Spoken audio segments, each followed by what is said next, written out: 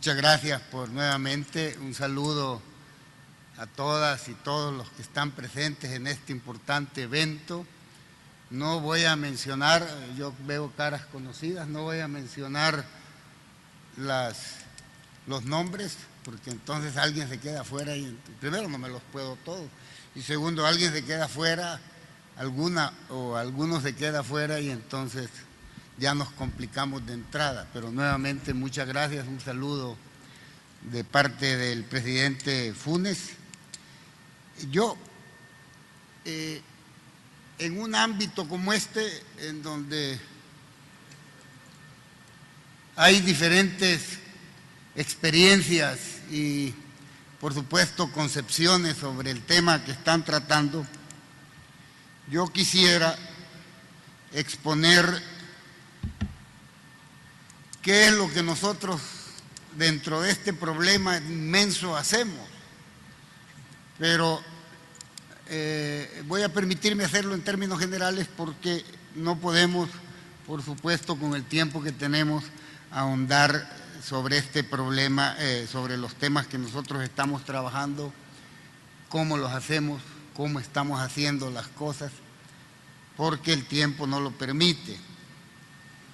Yo lo primero que quisiera plantear es que ante este problema tan grande, el problema de la seguridad, porque no estamos hablando solo de la inseguridad, sino tratar de poner condiciones para garantizar seguridad.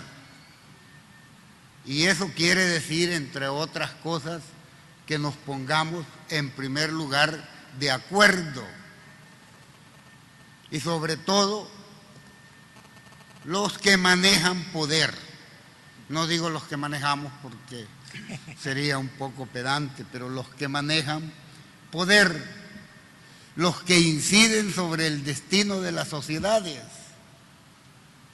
Y desde ese punto de vista es necesario que el primer punto de un plan de seguridad sea el acuerdo, sobre todo cuando estamos hablando de un problema que se ha venido acumulando y cuyo abordaje, nosotros lo hemos dicho públicamente, no nos ha parecido. Por lo tanto, tenemos que ponernos de acuerdo primero en examinar cuál es el proceso que ha venido teniendo el problema de la inseguridad ciudadana y el problema de la seguridad para todos los ciudadanos y ciudadanas del Salvador.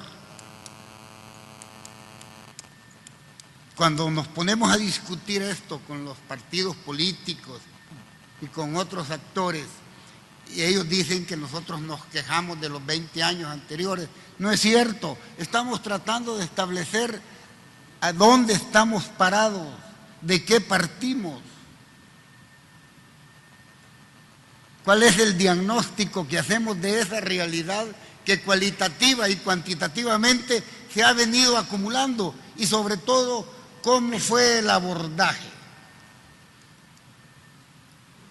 Y por lo tanto, en el marco del acuerdo, ese tiene que ser el primer punto, y ser completamente honestos, científicos y sinceros. Les pongo un ejemplo claro. La pregunta de por qué antes no había coordinación entre la Fiscalía y los miembros del Gabinete de Seguridad del Gobierno Central, ¿por qué tiene que ser respondida? ¿Por qué no se coordinaban esas entidades? Siendo entidades que directamente tienen que ver con el combate a la delincuencia y a la inseguridad ciudadana. Entonces, desde ese punto de vista, la primera línea general de nuestro plan es buscar los acuerdos, pero no son acuerdos alrededor de una mesa para sentarnos a tomar café. Primero tenemos que establecer qué es lo que ha pasado. Segundo aspecto fundamental del acuerdo, ¿cómo nos comprometemos?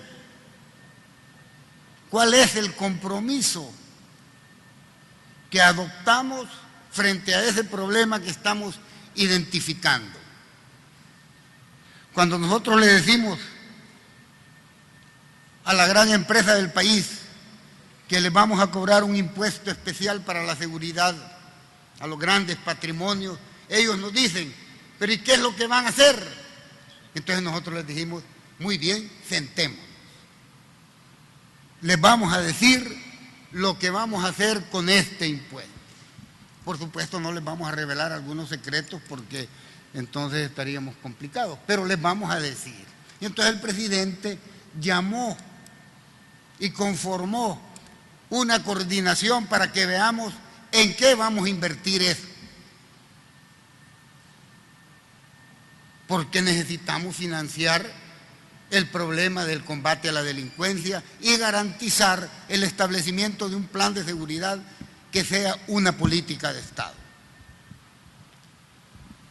Eso quiere decir que no esté condicionado a los resultados electorales. Y por lo tanto tiene que ser asumido por distintos sectores de la población y sobre todo por el gran pueblo, la población en general. Y que solo lo va a asumir si le causa beneficio. Entonces, ese es el segundo ámbito del acuerdo, el compromiso. Porque lo que pasa es que a veces aquí nos sentamos y decimos, sí, todos estamos de acuerdo en combatir la delincuencia y en garantizar la seguridad. Y les aseguro que hasta nos ponemos de acuerdo en el cómo. Pero a la hora de poner recursos, a la hora de comprometernos, entonces dicen, no, pero es que el problema es... Así no se puede, porque todos hemos dicho que este es un problema que todos debemos asumirlo para resolverlo. Entonces el segundo aspecto del acuerdo es el compromiso. Y tercero ese, el cómo vamos a hacer. En eso tenemos la total disposición. Por lo tanto, el primer punto de nuestro plan es el tema del acuerdo. Eso no es un plan de combate a la delincuencia directamente visto, es un plan de político. Acordemos, tengamos la voluntad política de acordar. ¿Verdad? Segundo, la segunda gran línea es el tema que ustedes están viendo probablemente y del que ustedes tienen más conocimiento. Hay muchas experiencias aquí de gente que está directamente por las posiciones que tiene, directamente trabajando, pero es el tema de la prevención, porque si no vamos a estar en una rueda de caballitos. Aquí está un miembro del Gabinete de Seguridad que es el ministro de la Defensa. Lo voy a decir delante de él porque él y yo competimos. No le digo para qué, porque se van a... Porque ahora se discute el rol de la Fuerza Armada. El rol de la Fuerza Armada está en el marco estricto de la ley. No se va a salir de ahí. Este gobierno va a respetar la constitucionalidad del país. No se va a salir de ahí. Ni la Fuerza Armada quiere eso. Entonces, desde ese punto de vista, la coordinación en apoyo a las fuerzas de seguridad del Estado, tal como establecen los acuerdos de paz y tal como se establece en la Constitución, o primero en la Constitución y claramente ratificado en los acuerdos de paz, es que la Fuerza Armada tiene un rol establecido por la Constitución y ahí está. Entre otras cosas porque la gente diariamente sufre el problema de la delincuencia. Y entonces necesitamos romper el círculo de ese combate diario, represivo. Y no se puede romper de otra manera más que con la inversión social de corto plazo. En el Gabinete de Seguridad nosotros estamos convencidos que tenemos que definir ese marco de intervención en lo que se refiere a la prevención con un concepto de corto plazo y por lo tanto con movimientos de corto plazo. Yo les pongo un ejemplo. Si no intervenimos en generación de empleo en el corto plazo con programas específicos, ubicados en un planteamiento de seguridad, estamos complicados. La decisión de los que algunos han llamado servicio militar obligatorio, y no es así. Ya les dirá el ministro de la Defensa que aquí lo tengo. Me lo traje para que me oyera, porque no es así. Ese es un servicio que va, todavía estamos definiendo si 5.000 o 10.000, ¿verdad, general? Que es para la formación de la protección civil. Y va a ser en ámbitos de riesgo, no solo con personas de riesgo, en ámbitos de riesgo. Para prepararlos frente a los... Este es el país de los países más vulnerables que hay. Preparar gente frente al desastre, frente a la prevención de los desastres, al ornato, que apoye en las alcaldías, etcétera. Esa va a ser la función. Esa gente va a tener ingreso familiar. Le vamos a ampliar su ciclo de vida. Eso es lo más importante. Y sobre todo, levantar la autoestima. Pero de eso yo no voy a explicar porque me le voy a adelantar al presidente y entonces le va a molestar y él va a explicarlo. Entonces, estamos hablando por lo tanto de prevención con resultados de corto plazo. En el ámbito de la generación de empleo y esta medida. Queremos ver otras experiencias, por supuesto, en ese concepto. Y si ustedes conocen muchas experiencias, por favor, nosotros estamos ávidos de ese tipo de experiencias. Por supuesto, adaptando las cosas a nuestros recursos, porque no crean que estamos con recursos bollantes. No tenemos muchos recursos. Por lo tanto, este es un componente central del plan.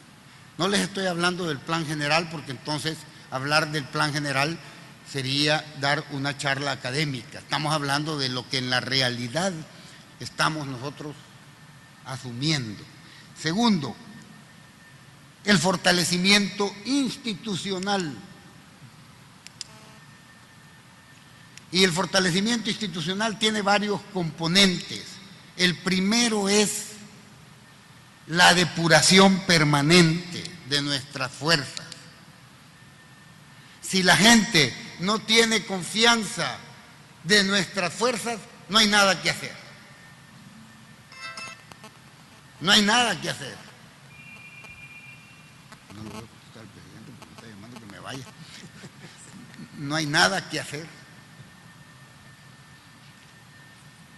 Cuando nosotros hicimos nuestro plan de trabajo, nuestra proyección estratégica, dijimos, bueno, vamos a discutirla primero antes de ponerla en público, antes de validarla con los distintos sectores, vamos a discutirla con algunas personas, seleccionémoslas. Y una de esas personas nos habían comentado que sabía de esta y que además tenía mucha experiencia. Y que era el jefe de la policía de Los Ángeles. Imagínense los grandes hacedores del cambio. Vamos a discutir con el jefe de la policía de Los Ángeles. El ex jefe ahora, porque ya dejó la policía de Los Ángeles, Bratton. Y resultó que empezó a ver el plan y el jefe de la policía de Los Ángeles. Nosotros, por supuesto, cuando vemos un policía creemos que solo tiene concepción policial y no es cierto. Nos dijo, miren, si ustedes tienen posibilidad, dijo, de empujar este plan,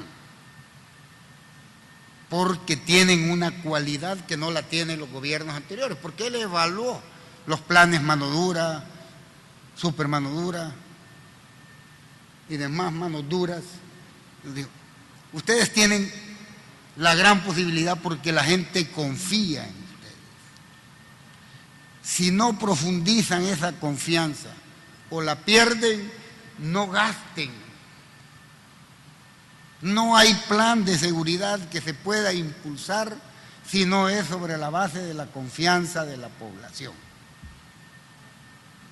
Entonces, el primer elemento fundamental para que haya confianza es que la gente confíe en sus fuerzas de seguridad. Y por lo tanto hay que depurar permanentemente. No permitir que el crimen organizado penetre al menos la dirección, digo al menos porque claro, no todos lo vamos, nosotros no somos supermanes, pero no permitir que la dirección de un plan de seguridad sea penetrada por el crimen organizado. Y por eso nosotros en público decimos, le lanzamos siempre un mensaje al crimen organizado y les decimos, no nos van a poder comprar. Porque si penetra el crimen organizado, no hay nada tampoco que hacer. Entre otras cosas porque ellos están recibiendo la información y si la manejan, entonces estamos complicados. Por lo tanto, lo primero es eso. Lo segundo es el fortalecimiento humano y operativo, o sea, de trabajo de las fuerzas de seguridad. Probablemente, y no me le adelanto al ministro de Justicia, mañana va a venir, ¿va? Hoy en la tarde, así que él cuenta eso. Entonces le voy a dejar esa parte para que no me le adelante, pero él cuenta cómo encontramos y tenemos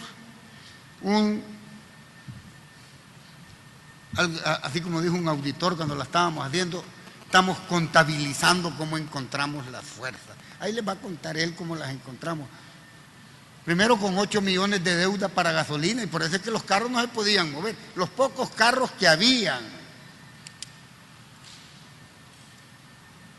Hoy hemos comprado más de 500. Porque entonces estábamos persiguiendo en bicicleta a 4x4. Y entonces, ¿qué pasaba? Teníamos una tremenda debilidad. Pero no solo desde el punto de vista material o técnico, sino también humano. Nosotros nos hemos estado preocupando para mejorarle las condiciones de vida a nuestro personal y de trabajo. Y vamos a seguir preocupándonos de eso.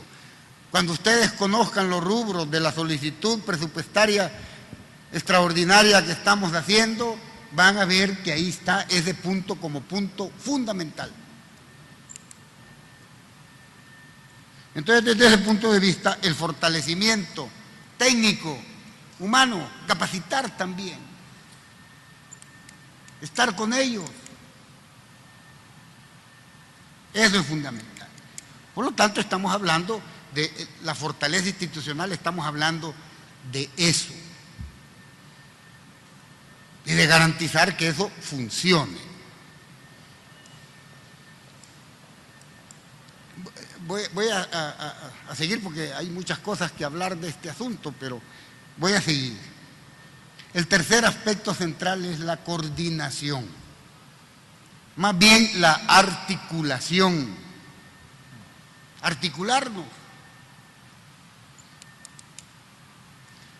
Y fíjense, cuando estamos hablando de articulación, no solo estamos hablando de el gobierno central, específicamente del Gabinete de Seguridad, Migración, Fuerza Armada, Penales, Policía.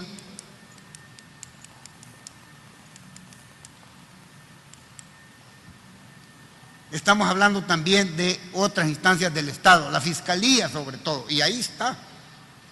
Y como ustedes saben, en ese ámbito de la coordinación estrecha que debemos construir, porque la estamos construyendo, hay que ser específicos.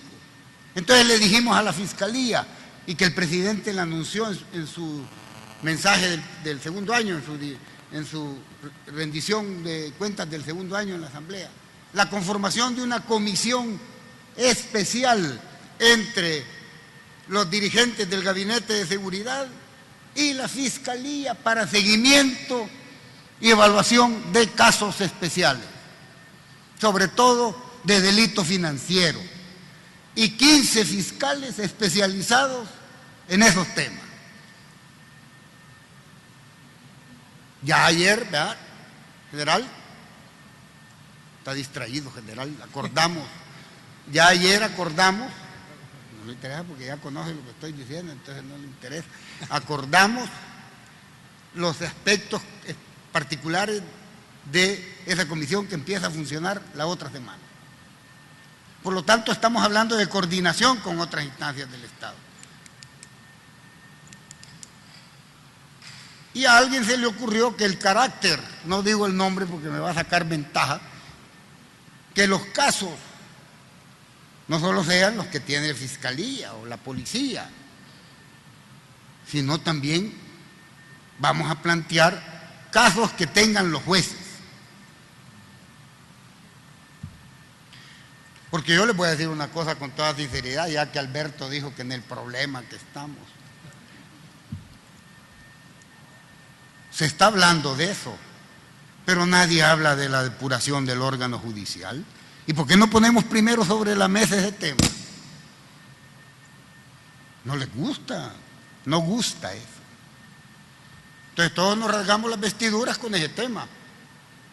Yo no estoy diciendo que eso es correcto o incorrecto. Lo que estoy diciendo es que hay temas fundamentales para la población. Y uno es la depuración. Ese es un tema central. Y nosotros lo decimos sin ambaje porque sabemos que es un problema. Es un problema que todos sufrimos. Y no la gente dice, pues sí, es que lo que pasa es que capturan, pero por la otra puerta lo sacan. Si esa es voz popular, entonces ¿por qué no hablamos de eso también? Hablemos de lo otro, pero hablemos de eso también. Entonces, desde ese punto de vista, no digo más sobre eso porque tengo yo un comunicado muy interesante. Bueno, entonces por lo tanto esa coordinación, esa articulación tiene que ser entre ese gabinete con las instancias directas del trabajo de seguridad y las demás instancias del Estado y instituciones de la sociedad civil, sobre todo las instituciones que trabajan muy cerca, son los alcaldes, las alcaldías.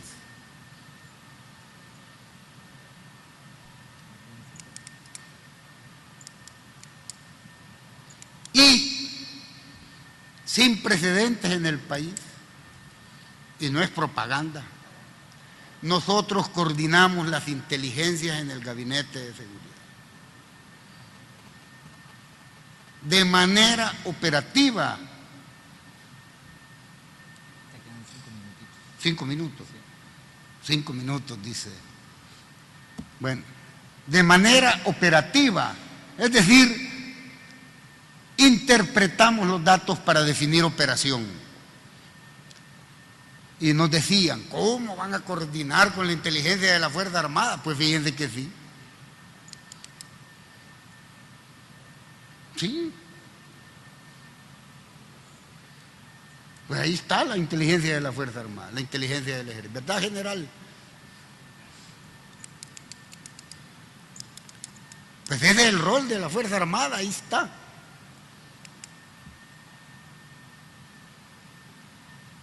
El cuarto, porque voy a apurarme porque, Alberto, el cuarto aspecto es el tema de la rehabilitación, lo que se refiere a los penales y a otras instancias de rehabilitación. Este es un tema complicadísimo en este país, porque aquí se construían penales que, como dice el director de penales, son bodegas humanas.